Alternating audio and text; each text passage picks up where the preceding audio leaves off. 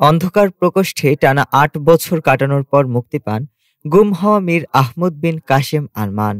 জামায়াত নেতা মীর কাশেম আলীর পুত্র আরমান ২০১৬ সালে গুম হন। শেখ হাসিনার আমলে আয়নাঘর নামে বিশেষ গোপন কারাগারে তাকে বন্দী রাখা হয়েছিল। আরমান জানান, সেখানে তেলাপোকা ও ইঁদুরের সঙ্গে বসবাস করতে হতো। মৃত্যু ছিল একমাত্র প্রত্যাশা। ২০২৪ সালের ৬ আগস্ট মুক্তি পেয়ে তিনি জানতে পারেন, শিক্ষার্থীদের নেতৃত্বে হওয়া গণ অভ্যুত্থানে শেখ হাসিনার পতন ঘটেছে, যা আন্তর্জাতিকভাবে বর্ষা বিপ্লব নামে পরিচিত।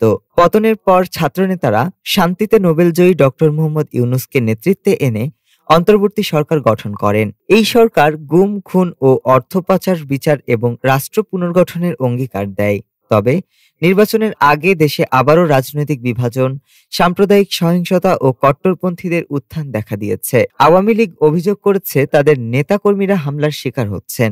অন্যদিকে ইউনূস সরকারের উপদেষ্টাদের বিরুদ্ধেও ক্ষমতার অপব্যবহারের অভিযোগ উঠছে। জাতিসংঘের তথ্য অনুযায়ী অভ্যুত্থানে নিহত হয়েছেন প্রায় ১৪০০ জন, যাদের মধ্যে বহু শিশু ছিল।